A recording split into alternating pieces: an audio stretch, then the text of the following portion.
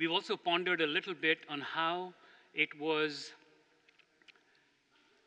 the Bible, Scripture, and the Christian faith was used or abused in order to justify slavery. But of course, the abolition movement also emerged out of people who believed deeply in the tenets of the Christian faith and in Scripture itself. Where we find ourselves today, of course, is that we are in a place where we continue to recognize that there is a systemic way in which race and racism, or racism particularly, continues to be entrenched in the American psyche and in the American culture. And we find a variety of ways in which racism is reflected in a systemic way today. One of the ways in which you see racism today, of course, is in access to education. It's very clear that education in America is largely more easily available to white people than to black people or to people of color. It's one of those grinding distribution of access to education in this country. We know that a lot of the public schools are still, even today, segregated because neighborhoods are segregated, and so the kind of access that kids have to educational resources in Palo, for instance, are vastly different from what is available in East Palo Alto high schools. That is perhaps a sort of a reflection of what's happening across the country. We still continue to be deeply segregated, and black neighborhoods typically tend to have access to fewer resources, poorer educational abilities, a poor standard of teachers who are willing to work in African American neighborhoods. We also know that access to employment in this country is hugely restricted today. Far too often, people decide on the basis of the color of skin of the applicant as to whether or not they consider them qualified for the job available.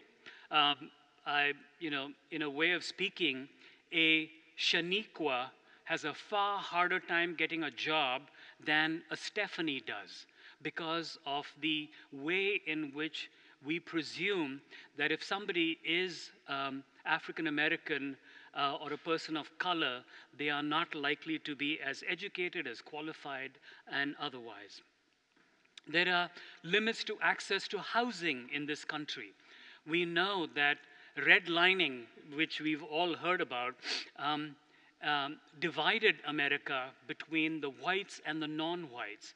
I've heard stories about how 101 was built to separate Palo Alto from East Palo Alto. Can somebody speak to that? I'd love to know a little bit more, if you know, as to the building of 101 as a way of trying to segregate communities. Anne?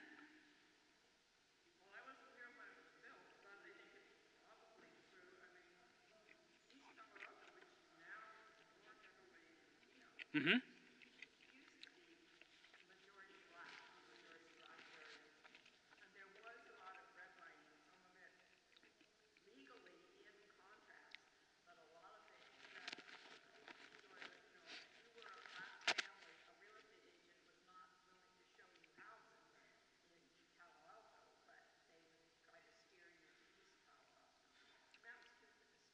Yeah.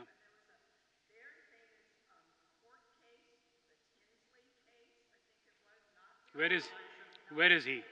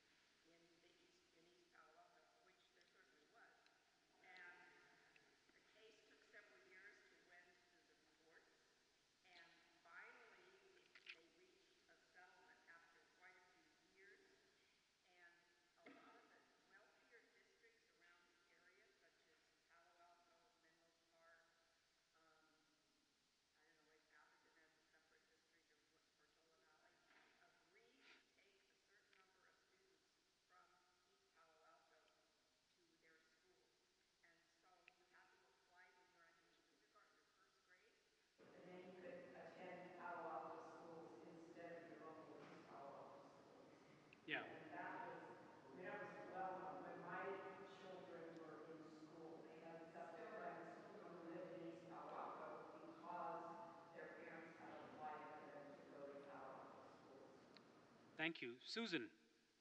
East Palo Alto is in a different county. It's in San Mateo County, whereas Palo Alto is Santa Clara County. That might have something to do with the districting. But I know that there is a free private school in East Palo Alto that specializes in helping students who are having trouble studying and get some extra hours tutoring and all kinds of academic help. And many of them have gone on, graduated, and gone into colleges. So there is some hope there, but as you say, they have to go to the Western High School, I think, because there's nothing in East Palo Alto. And it was east side of what? That's right, thank you. And there was there used to be a very prosperous business district, which is gone now. It was called Whiskey Gulch because it was exactly 3 miles from Stanford, which had no alcohol permitted anywhere. And so if you wanted to have something alcoholic, you went to Whiskey Gulch. There was a grocery store and a theater and all that stuff. Yeah, yeah.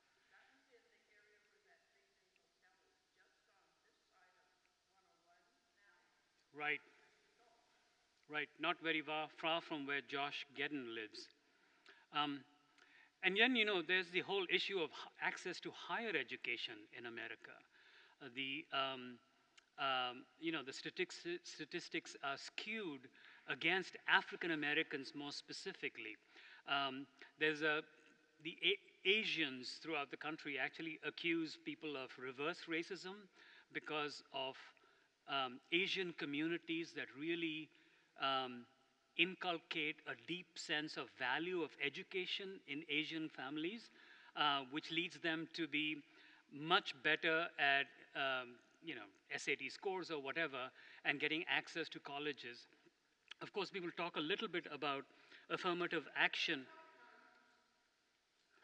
We'll talk about that in a little bit.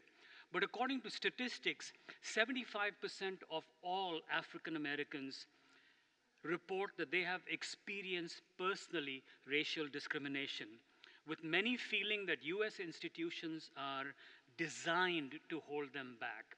And it's kind of hard to argue against it when you consider some of the ways in which any attempt that was being made in this country to arrest that kind of racial discrimination is being pulled back by the current government, where things like DEI are being restricted by the Trump government, and so people don't have quite the same access that they've had in the past. So there seem to be systemic systems that discriminate against African Americans. Another big issue, of course, is healthcare.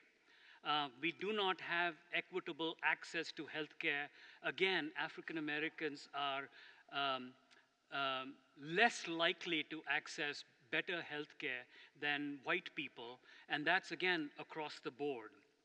One of the most visceral ways in which we see racism, of course, is in the area of the prison industrial complex. America incarcerates more people than any other country on earth, as I said last week, including China and Russia. We are the great incarcerators, and our level of incarcerating African Americans rather than white people are disproportionately high, to put it very mildly. Our prison system is filled with young black men, and it seems like a system that is skewed against them is well on its way. As you might remember from a couple of weeks ago, there was a way in which during the time of Jim Crow laws in America, where it was beneficial for local governments to have more people in prison because these prisoners were then subcontracted to go out and work and earn the government money. In a sense, that is still continuing to happen, where there may not be as much work as was done earlier, but that system continues to be perpetuated in our culture, where people do not have the same rights One quick example that I have mentioned earlier, I know, is the difference between penalties for crack versus penalties for cocaine.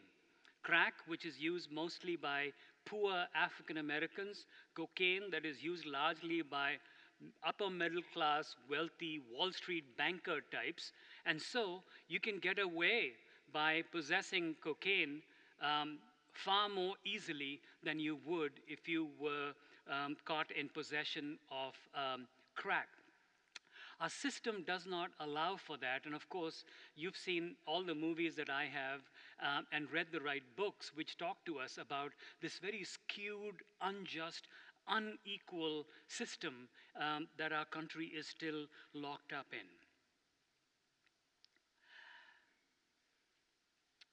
You all remember this story, but on the 9th of August 2014, I beg your pardon, on the 26th of February 2012, in the town of Sanford in Florida, a young 17-year-old African American teenager was walking. His name was Trayvon Martin. He was walking home when he was followed by George Zimmerman, who had a gun in his pocket. And Florida, at that time, I don't know if that law still persists, allows for citizens' arrest to be made of people who are suspected of having engaged in a crime or looking like they might be about to. George Zimmerman followed Trayvon Martin for several blocks, and when he finally ran, afraid of this white man chasing him after dark, he was shot multiple times.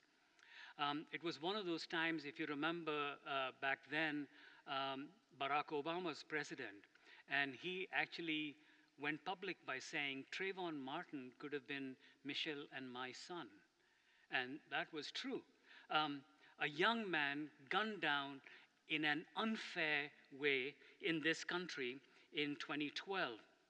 On August 9th in 2014, in a St. Louis suburb of Ferguson in Missouri, young 18-year-old Michael Brown was shot down in the street by a white police officer, Darren Wilson.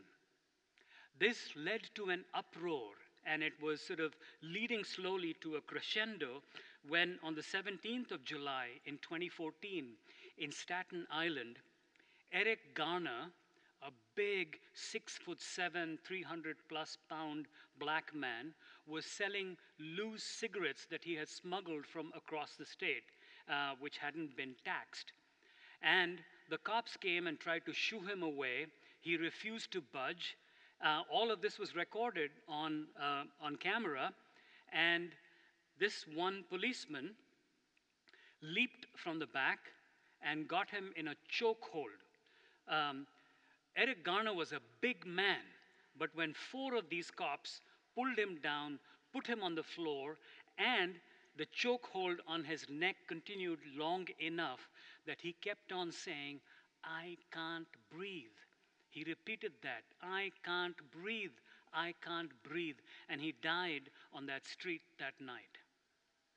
And then, of course, perhaps the one that really exploded for us as a nation during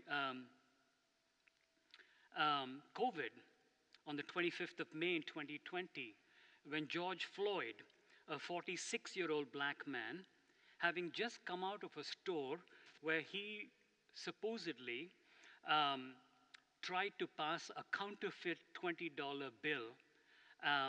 The cops came, they arrested him, they put him on the ground. Derek Chavon, one of the white cops who was there, put his knee on his neck, and he held him down like that for 9 minutes. And people around who were standing were pleading with the cops to let him go, and he died on that street that day. Of course, George Floyd's death finally led to the explosion of what later came to be called the Black Lives Matter movement, where throughout the country there were protests, and those protests were specifically aimed against police brutality. And if you remember, there was a major move to defund the police at that particular time. It was coming out of a sense that even cities that were largely black seemed to have a disproportionately high number of white cops. And the white cops seemed to get away even after blatant racism was reflected in the way in which they targeted black men, and we saw many of them die. These are, of course, just four of many, many such instances.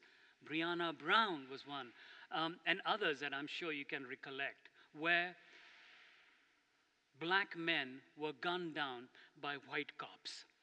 The Black Lives Matter movement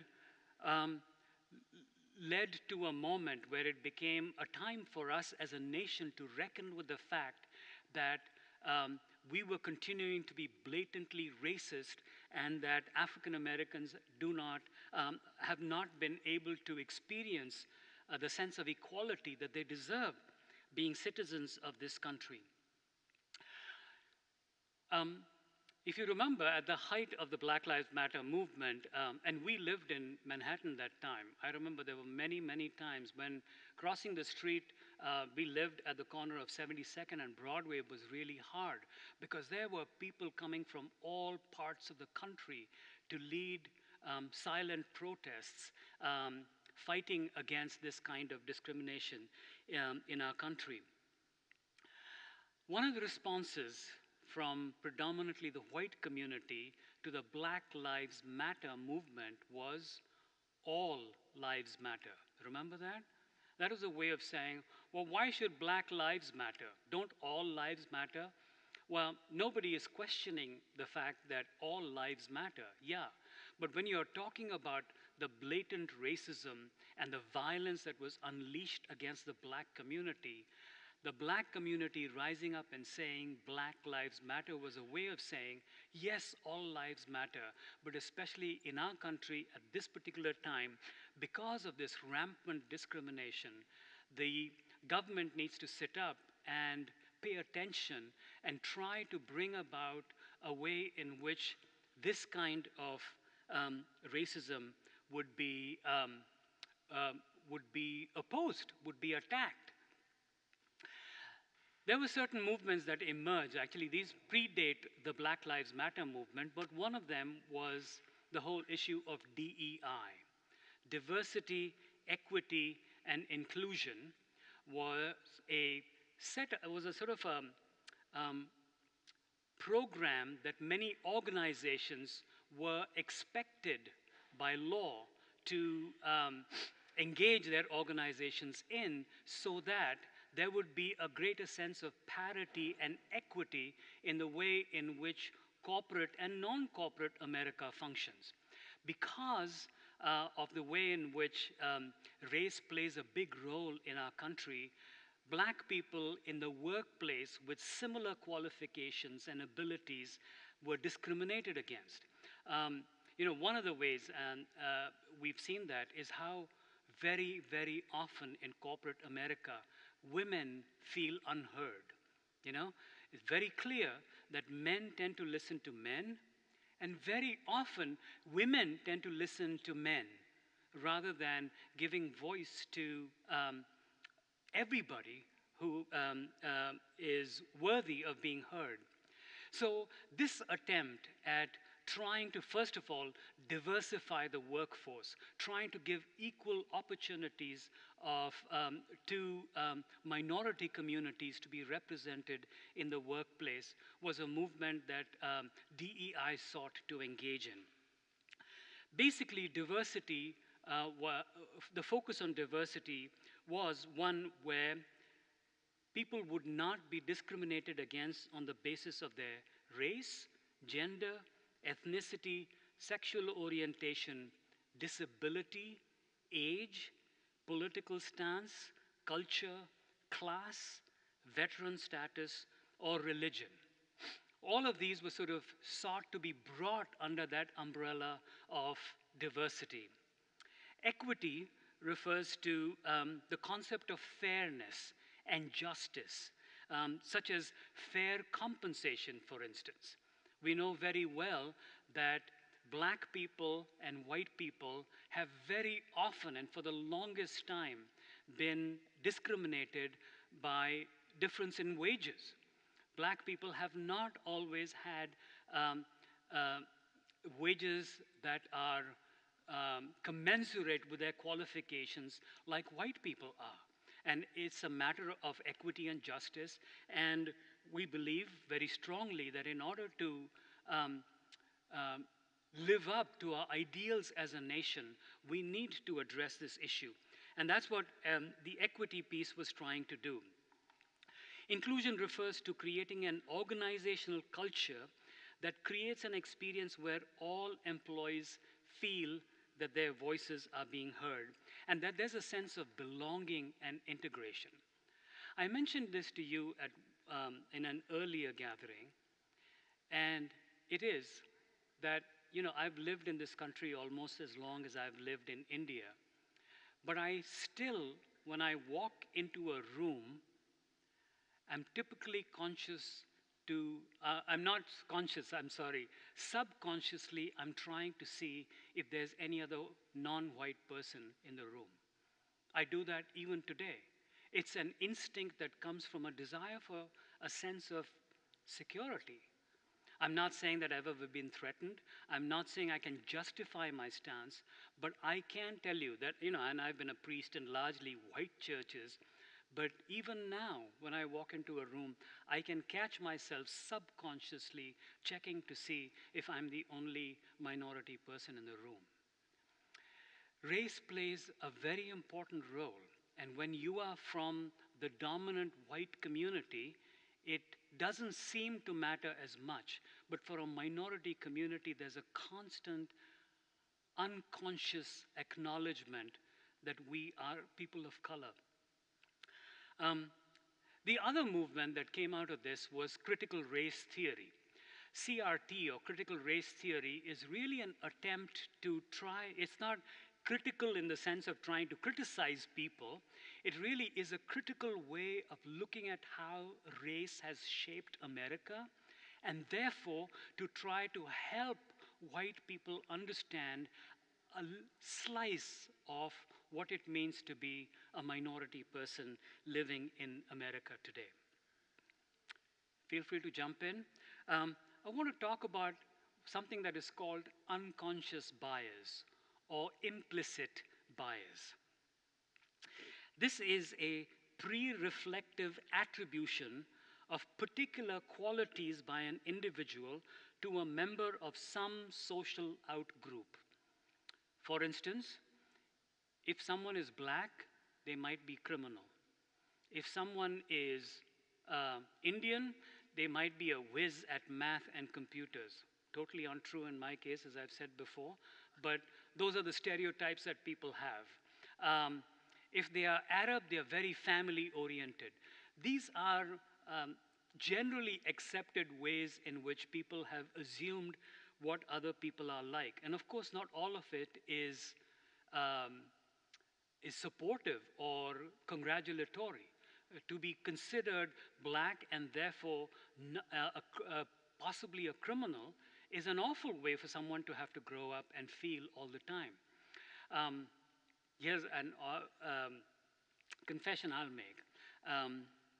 Well, a block and a half from where we lived in Manhattan was our favorite grocery store. It's called Fairway, and there were 2 or 3 Fairways throughout New York. And it was the nearest Fairway to our house. And Ajung and I would go shopping there very often. And I can tell you that I need to count on 2 hands the number of times I've been to Fairway when somebody has come to me and said, "Where have you moved the vegetables? Why do you keep shifting things around?" Making the assumption that because I am brown, I must not be shopping there, that I must be on staff and working there. I typically don't take that as an insult. I understand where it's coming from, but that is a sense of implicit bias, subconscious bias. I can give you another example. I was not yet 40 when I became rector of All Angels Church, and so that was a little unusual but I had a white assistant who was younger than me. And she was blonde and pretty and white. And both Margot and I would reflect on the many, many times when people would walk into my church and assume she was a rector, that she was the rector and I was the assistant. Implicit bias. A brown man being rector of a largely white church is unusual. And so I'll talk a little bit about how that is actually racist. But to consider me a math wizard or a computer geek is also being racist. Um, um, but these are ways in which we have allowed our minds and us to seep into our subconscious certain solidified ways of thinking about people. So there needs to be a focus on, for instance, blind recruitment processes that remove identifying information. Yeah. I just feel compelled to say that given who we are as human beings, we're always looking at the other person and having some assumption about them. It just happens all the time. It's a function of projection. And the fine line between projecting um, a positive or a negative and when it becomes a bias, I find very difficult. Because some of it is very obvious. Some of the things are, well, is becoming more obvious to some people. But it's just this moving, this Likert scale where there's a movement with regard to it. And, the constant um, consciousness it requires It's to hard. see where we are as we do what is normal and natural for the human psyche to do, Yeah. and just be aware that it's happening, that we're doing it, that everybody's doing it. I've had situations where I was standing in line at Starbucks and someone looked over at me and I knew they were judging me. I could feel it by the way they were looking Yeah. at me and however I was dressed. Yeah. It's just so inherent in human nature. And I just wanted to, bring that up because it certainly was hard for me earlier on when the finger was pointed about unconscious bias and saying, you're biased. I was like, wait, to be able to understand what is normal and natural and how that gets used and how it gets experienced. Absolutely. I couldn't agree more with you. Yeah, we are all biased. And I can tell you, which is why the next part of what I want to say is titled, How to Tell You Are a Racist. But we'll come to that in a second because I want to remind you that I come from a deeply prejudicial society. I come from India. The caste system is a system that has been deeply ingrained in the culture of the country. I remember telling you that we had a different set of a plate and glass for the woman who would come to work in our home. She would not sit at our dining table with us, she would sit on the floor. I can still see that happening when I go back to India in my sister's home, where if you're a servant, you're assumed to be from a lower caste and therefore not on par with the person. So, how to tell you're a racist? I would say one of the ways in which we are able to acknowledge this is by saying, I have implicit bias. I am subconsciously a racist, but I'm trying very hard not to live in that way, which means that I'm trying to be more conscious of how I come across. Um, for instance, some of the obvious ways is that if you are someone who actually believes that a particular race is superior to another race, you don't have to think too far. That is being racist. Yeah, that's pretty clear. Um, to actively reject any behavior that's overly racist, which includes that we don't use racist slurs. We are careful about using language. And we probably have parents or grandparents who habitually used language like that because that was not considered inappropriate at that time, but it's certainly not something that we will give into today. Obviously, if you are going to display swastikas or blackface or Confederate memorabilia, you know, you're clearly racist if that's something you tolerate. Um, Believing that races should be segregated. It's very interesting. I did not read the article in today's Times, but there was an article that was titled with a photograph of Michelle Obama, which said Michelle Obama refuses, I'm paraphrasing, but refuses to buy clothes from white designers. I haven't read the article, so I don't know much about it, but you can check it out. Which is interesting. It's a different way of than saying Michelle Obama buys clothes only from black designers. But it says specifically refuses to buy from white designers. Or if you defend somebody else's racist remark, you are probably a racist. But here are more subtle ways of thinking that, of considering that you might just be a racist. If you have ever said, or if you have ever begun a sentence by saying, I'm not a racist, but yes, you're a racist. If you say that, you are being a racist. There's no question about that. Or, very often, and I realize how much on the back foot white people are in today's America, which is that they tend to say, I have a lot of black friends. Heard that before? I have a lot of black friends, which somehow means, please, please don't think I'm a racist. Um, um, examine whether you feel comfortable speaking up when somebody else is being racist. So I will tell you that I wanted to defend my people. I was in a grocery store in Sunnyvale, and there was an Indian woman ahead of me. Obviously, someone who had just come from India. And what she was doing was, there was these strawberries in a carton. And she basically opened that carton, opened another carton of strawberries, and began to exchange them. And this white guy came and began to yell at her. And I was thinking like, well, that's fair enough. She's right. She shouldn't be doing that. You can't do that. This is not India. But then he continued to pursue her. And he raised his voice at that. And at one point, I got up and said, stop. I think you've given your message. Stop harassing her. And he stopped and let it go. I'm not suggesting there was anything to do with race there. But I think standing up for someone who is clearly being discriminated against is perhaps one of the ways of of clarifying that you're not a racist, to stand up for someone. If you feel tense if someone who is dark-skinned comes too close to you, it can happen implicitly, or if you happen to enter into an elevator with one other person and that person is black.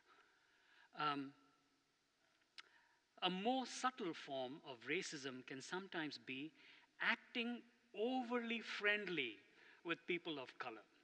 It's a way in which it's almost embarrassing for me as a brown man to see how white people seem to go out of their way to be polite, to nice, call them sir or ma'am or whatever. I understand that your intention is good, but you're probably not coming across in a way where the other person feels comfortable. So something to consider that. I think, because I use the term white people being on the back foot today. It's very hard being white in America today without being considered a racist. Let's just admit it. It's true. It's very hard because it seems like you're damned if you do and you're damned if you don't. So what on earth are you supposed to do? Another way to consider is to think about whether you are, this is what I was alluding to earlier, think about whether you are more or less likely to support business owners of your own race. We do that again implicitly, especially when it comes to mom and pop stores. And if you're going to be an anti-racist, which I believe is what all of us should be, then you want to go out of your way to be conscious of where your focus and attention lies when it comes to that. Another way, and this is the hardest thing, I can tell you, but it's hard, which is what kind of books do you read, or movies do you see, or music that you listen to that shows that you're interested in being an anti racist? Quite honestly, I tried very hard to like rap music. I don't like it. I just don't like it. For one thing, I can only listen to so many times the guy saying MF. You know, after some time, I want to zone out. I don't want to hear that. It doesn't help me in any way. But it's also a sense of beat that I'm not comfortable watching. The other day, I caught myself, Arjun was away at a meeting, so I was flipping channels, and on Prime Video, there was a show where there was a black woman, Kerry Washington, in the show with two other white women.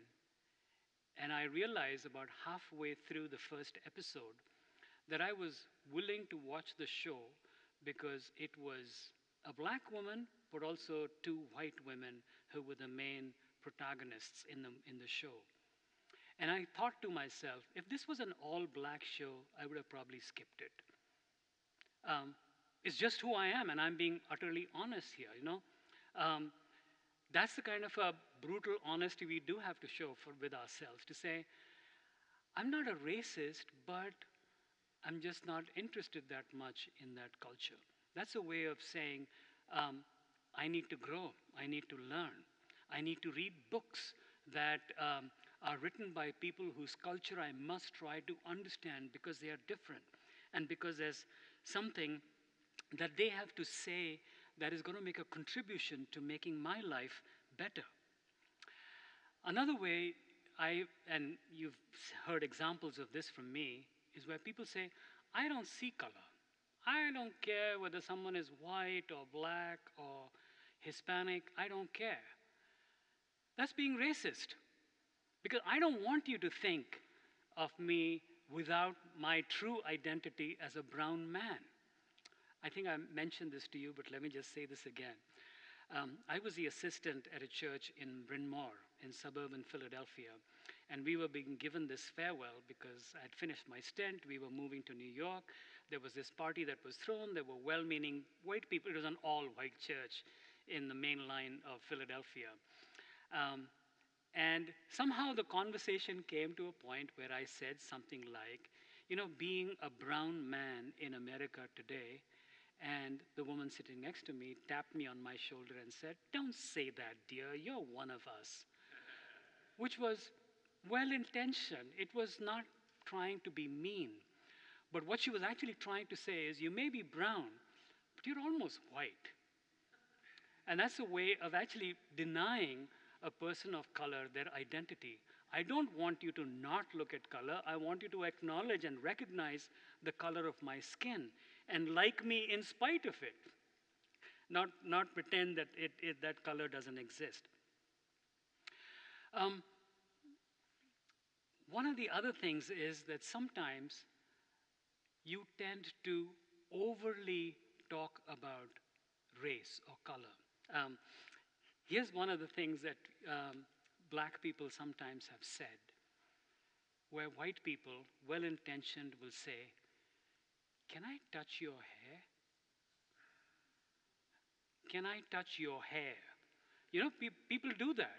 I think there's a way of them saying, you're different, I acknowledge your differentness, but I want to actually physicalize that. Now, you may not find that to be offensive, but you just moving that a little forward. How many times in our culture, in our country today, have pregnant women being approached by other women or men sometimes, and who have touched their belly without permission? Right? I think they are certainly not coming with anything but a desire to connect and be nice. But don't be nice by emphasizing the difference. So I want to touch your hair is clearly an example of saying, I'm trying to be nice. I don't care that you're black, but I want to touch your hair as an expression of me reiterating to you, I'm not a racist. Don't do that. So, on the one hand, don't slot people simply on the basis of their color of skin. At the same time, don't disregard the color of their skin. See what I said when it comes to white people, you're damned if you do and you're damned if you don't. But that's the culture we are living in. And I think more than anything else, it's calling us to be conscious. Be conscious of how you come across. Be, I couldn't agree more with you. It is. With the LGBT community, I don't know how to talk. I'm like, what do you say? You know, I mean, it's just including the races. I agree. I mean, the other day I was talking to someone and I said something about, I can't remember exactly, God and Him. And they immediately pointed and said, well, don't you subscribe to gender equal language? Do you refer to God as He? I was like, I do, I understand. I do want to live up to that. I want to recognize that I'm happy to recognize the Holy Spirit as a she, and don't always want to reiterate the patriarchy that is often reflected in that simple prayer is in the name of God, the Father, Son, and the Holy Spirit. But some people are so overly conscious of that. We have um, a non binary child. And I'm still trying to get around to making sure that I don't refer to Anjali as she, her, as she has been referred to all her life, but they, them, because that's their preference now. I catch myself saying the wrong thing all the time, but Anjali has given us a pass by saying, I think you're making the right move and intention, and I recognize that. So thank you for doing that. But yes, it's not easy. It's not easy, and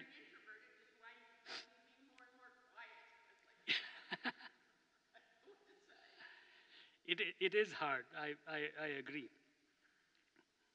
Um, I think basically to be an anti racist is to be conscious of how you are coming across to the other person.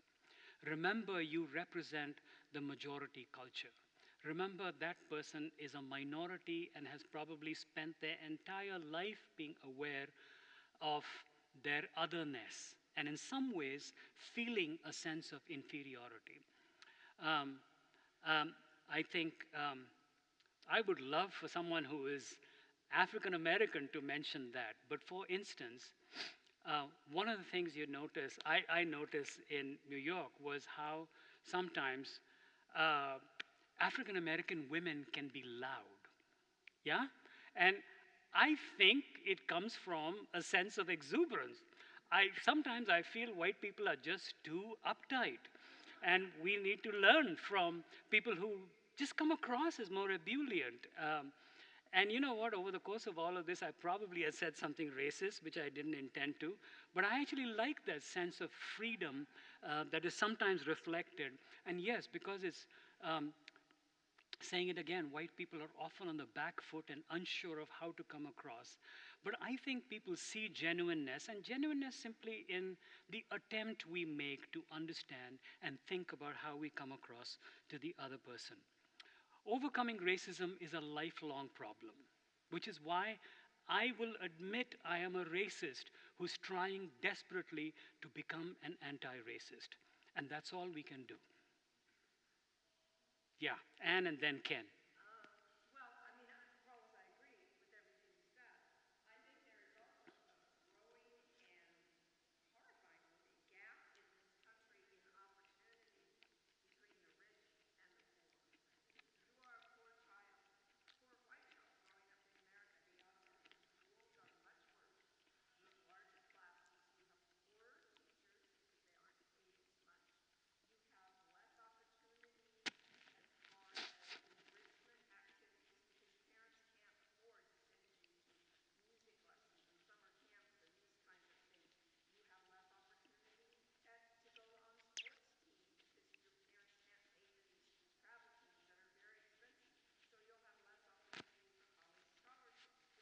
already because the government does not no longer pay for poor children to go to college. And so it will set you back. And this is a growing problem in this country, the income inequality. Absolutely. I agree. Ken.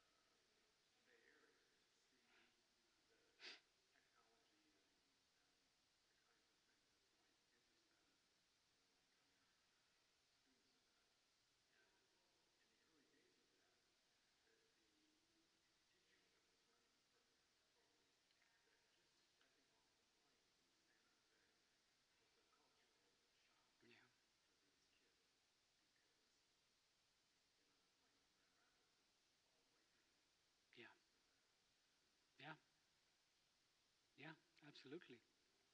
Yeah. I was just going to ask you to speak to the class, how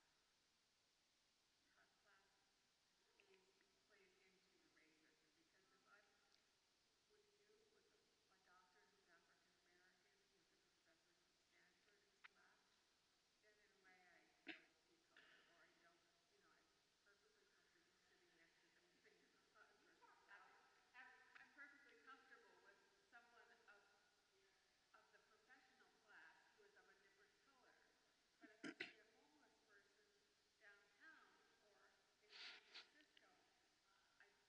I I try to be, not do that. But that's where the implicit racism comes in.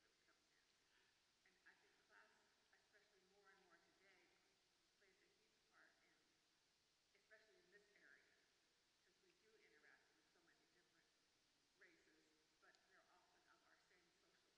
Yeah. Yeah, you're right. I mean, I think the issue of race vis-a-vis the issue of class is important because um, do you remember how in the early debates when Biden was and Barack Obama were debating each other, he once said, "You're really well spoken." Yeah. So that was like, "You are really well spoken." Biden said, "You're really well spoken," which he meant was for a black man, right? Um, Implicit bias and all of that. So yeah, so there's a. You're surprisingly articulate. I'm sorry. He said, "You're surprisingly articulate." Yeah. Yeah. Right. Oh, he's articulate. That's right. Yeah. It's the same reason we know Jesse Jackson just died. And when, Run Jesse Run and the Push Coalition was on, there was a way in which he was able to galvanize America. But one of the problems with him was he sounded black. He never gave up his southern black accent. Obama is almost accentless. And I think that's actually indicative of class as well, because that accent probably made white people less comfortable with him. And Obama, apart from being biracial and therefore lighter skinned than Jesse Jackson. So I think that does play a role. But you're right, I think those are two issues that are worth considering where we can interact with people who are in the same class as us, though I don't think it's all as comfortable still. But there is a greater way of being able to talk to people of our class than it is to speak to someone who is homeless and therefore sort of outside of our purview of comfort or understanding in one form or the other. Yeah. When you started, you talked about access, and I would like to add three things maybe. So one is access to food, Yeah. healthy food. Minorities live in food deserts. Absolutely. Access to financial services, Hmm.